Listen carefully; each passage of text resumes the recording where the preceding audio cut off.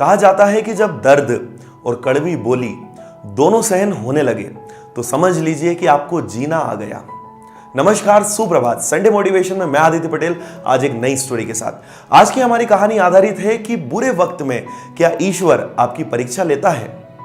बहुत पुरानी बात है। एक गांव में रहने वाले सभी लोगों ने सोचा कि हम अपने गांव में एक बहुत अच्छे मंदिर को बनाएंगे और उस मंदिर में एक सुंदर सी मूर्ति की स्थापना करेंगे। उसी गांव में एक बहुत प्रसिद्ध मूर्तिकार रहता था। गांव वालों ने उस मूर्तिकार से बात की और वह व्यक्ति मूर्ति बनाने के लिए तैयार हो गया।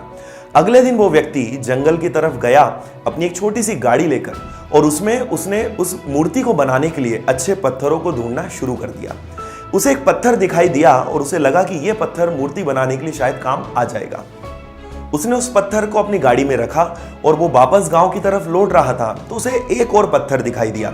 उसे लगा कि शायद ये पत्थर भी काम आ जाए तो उसने उस पत्थर को भी अपनी गाड़ी में रख लिया और 2 पत्थर अपने घर लेकर आ गया।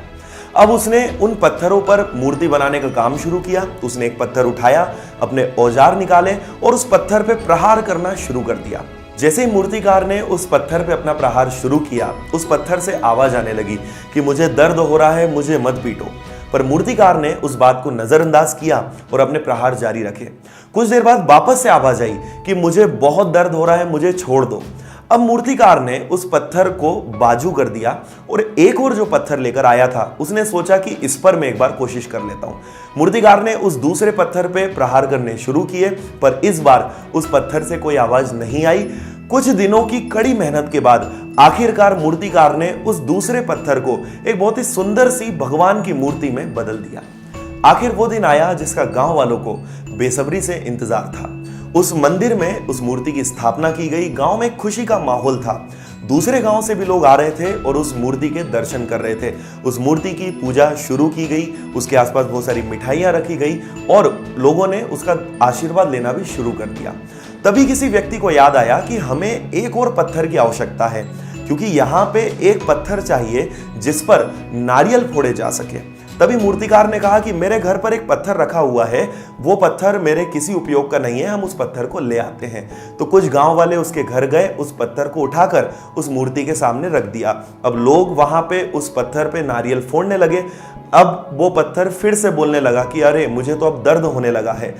अब उस दूसरे पत्थर ने जिस पर नारियल फोड़े जा रहे थे उसने उस मूर्ति वाले पत्थर से कहा कि तुम्हारी किस्मत कितनी अच्छी है, लोग तुम्हारी पूजा कर रहे हैं, तुम्हारे आसपास मिठाइयां रखी हुई हैं, लोग तुम्हारा आशीर्वाद ले रहे हैं, पर देखो यहां तो लोग मेरे ऊपर नारियल फोड़ रहे हैं और मुझे चोट पहुंचा रहे हैं। तब उस मूर्ति वाले पत्थर ने कहा कि यह मौका तुम्हारे पास भी था। अगर पहले दिन यदि तुम उस चोट को सहन कर लेते तो आज तुम्हारी भी पूजा होती।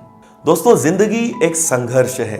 बुरा वक्त आएगा और चला जाएगा, इसलिए बुरे वक्त में कभी झुकिए मत, उसका सामना कीजिए और बुरे वक्त का जवाब हमेशा मुस्कुरा कर दीजिए और दर्द को सहन करना सीखिए, क्योंकि न जाने कोई सा दर्द आपकी जिंदगी का आखिरी दर्द हो और आपकी किस्मत भी उस मूर्ति वाले पत्थर की तरह हमेशा के लिए बदल जाए। इसलिए किसी महान इंसान ने कहा है कि जिनमें अकेले चलने का हौसला होता है उनके पीछे एक दिन काफिला होता है। मिलते हैं नेक्स्ट संडे फिर एक नई स्टोरी के साथ। तब तक खुश रहिए और मोटिवेट रहिए।